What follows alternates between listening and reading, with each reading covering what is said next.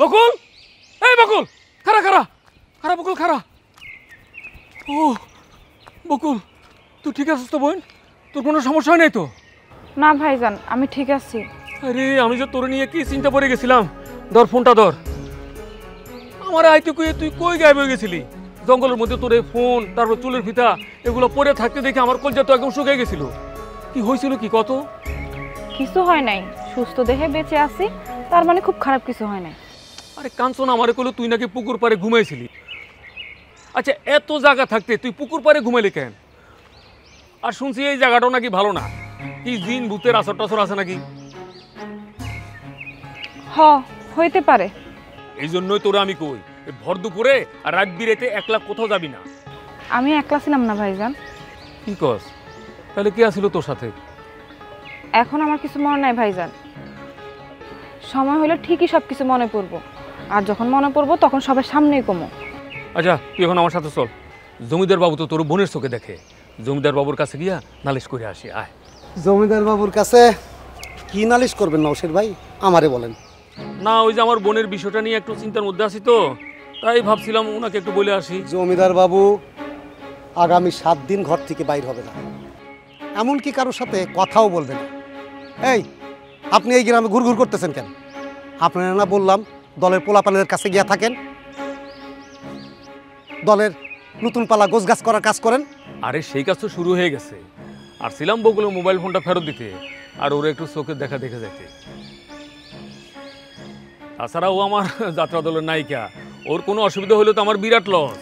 বইনরে নিয়ে এত চিন্তা করেন না, সে মাস্টারের বাড়িতে যখন আসে তখন ভালোই আছে, শুধু তার একটু কন সে যেন একটু ফরফরানি কম করে। বেশি কথা বল আমার স্বভাব, এটা কি এত সহজে বন্ধ হইব? চেষ্টা করো, নইলে তো কোনো জঙ্গলে গিয়া অথবা কোনো খাদায় গিয়া আবার জ্ঞান হারায় পড়ে থাকবা। এইবার নয় আমার ছোট বাবু উদ্ধার করছে, এরপরে তোমার কে উদ্ধার করবো? হরো বোন, একটু সাবধানে থাকিস। শোনো, আমি এখন যাই, ওই যে ঘাটে নাও বান্ধা আছে। চলো কাঞ্চন ভাই।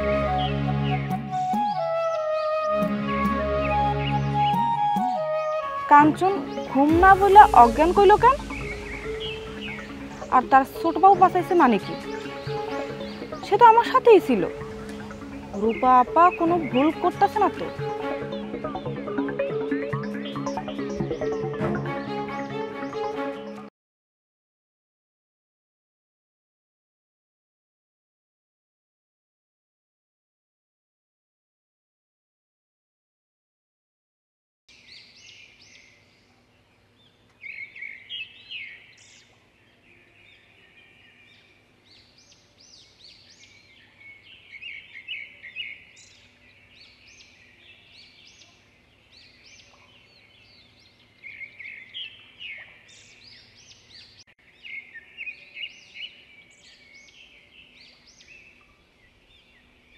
চাচা, কি হয়েছে আপনার? এখানে বসে পড়লেন কেন? চলেন বাড়িতে যাই। কিছু হয়নি মা, একটু বসি, কেমন হাঁপায় উঠছি। পানি খাইবেন? আমি এক দৌড়ে যেয়ে পানি নিয়ে আসবো। পানি আনতে না, এখানে বলেই আরাম লাগবো। তুমি একটু পাশে বহ।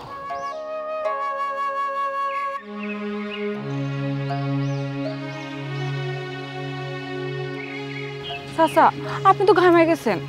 হ্যাঁ, আমি এখন অল্পতেই হাঁপায় যাই, আমি মনে হয় বেশি দিন বাঁচব না। এইসব কইন না চাচা, আপনার একমাত্র মাইয়া রূপা, তার ঘর সংসার সাজায় না দিয়ে আপনি কই যাইবেন? আপনার একটা দায়িত্ব আছে না? তুমি বড় সুন্দর করে কথা কও মা। আমার মায়ের লেগা এই কদিন আল্লাহর কাছে এই 2 হাত তুইলা অনেক দোয়া করছে। সেই জন্য আল্লাহ আপনার বাড়িতে ফিরে আনছে, নাহলে আপনার মাইয়া যে কি বিপদে পড়তো। এখন আপনি আইছেন, আপনার মাইয়ার ভবিষ্যৎ সাজাই দিয়া তারপরে আপনি যাইবেন। এটা কি করলাম মা? আমার মায়ের রূপার কি বিপদের আভাস দিলা তুমি? তেমন কিছু না, মায়ের মানুষরা একলা বাড়িতে রাখা গেছেন। মায়া মানুষের কি বিপদের কমতি আছে? চারপাশে মানুষ ওত পাইতা বসা থাকে, কেউ বিপদে আছে দেখলে তারা দখল করার ফন্দি ফিকির করে। তুমি কিসের কথা কইতাছো মা?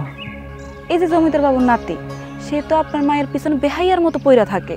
এই যে কয়দিন আগে সে আপনার বাড়ির সামনে তাঁবু খাটাইয়া রাত ভর ছিল। আচ্ছা চাচা, আপনি কোন গ্রামের মানুষকে এগুলো ভালো চোখে দেখে? কি কও? সে আমার বাড়ির সামনে আমু কাটিছে। আপনার মায়ের মন জয় করতে আবার সে জমিদার বাবুরে বুঝাইছে রূপা খুব ভালো মাইয়া, সে তার বিয়ে করতে চায়। এসব তুমি কি কও? প্রস্তাব তো খারাপ না। জমিদারের নাতি, টাকা পয়সা আছে, ভবিষ্যতে সব সম্পত্তির মালিক তো আপনার মাইয়াই হইব। আপনি যা ভালো মনে করেন। জমিদারের সম্পত্তি বলে কিছু আছে নাকি? এমনিতে তার মাথা খারাপ। আজকে রাজি হইয়া বিয়া দিল, দেখা গেলো কালকে মাথা খারাপ কি করে আমার এরা তারাই দিল। না, দাদাবাবু পাগল হইল, মনটা খুব ভালো। সে গ্রামের মাইয়া হিসেবে রূপা আপারে খুব পছন্দ করে। তা করে করুক, তারা তো আমাকে জাতেন না। তার চেয়ে বড় কথা হইল এই জমিদারের নাতির ভরসা কি? এতদিন তার কোনো খোঁজ খবর ছিল না। সে কই থেকে উইরে এসে জুইরা বসছে। তার স্বভাব চরিত্র কেমন, সে মানুষ কেমন, কিছুই তো জানি না। কিন্তু সেই পোলা তো জেদ ধরে বসে আছে। হায় হায়, এখন জমিদার বাবু যদি পড়ার কথা শুনে কোনো একটা আদেশ দিয়ে দেয়, আমার তো বুক ধরফর করতেছে। আমার একটু বাড়িতে নিয়ে চলে বা।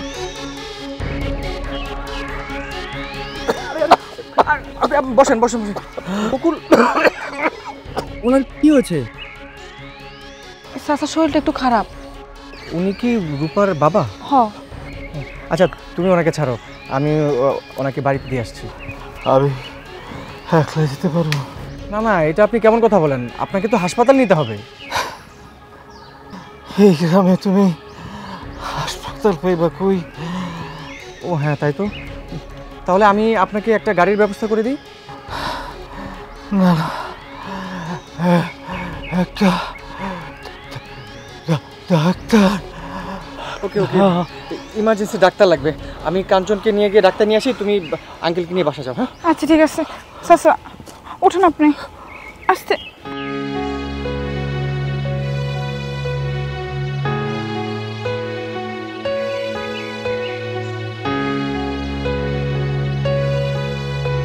ওলাগা কে?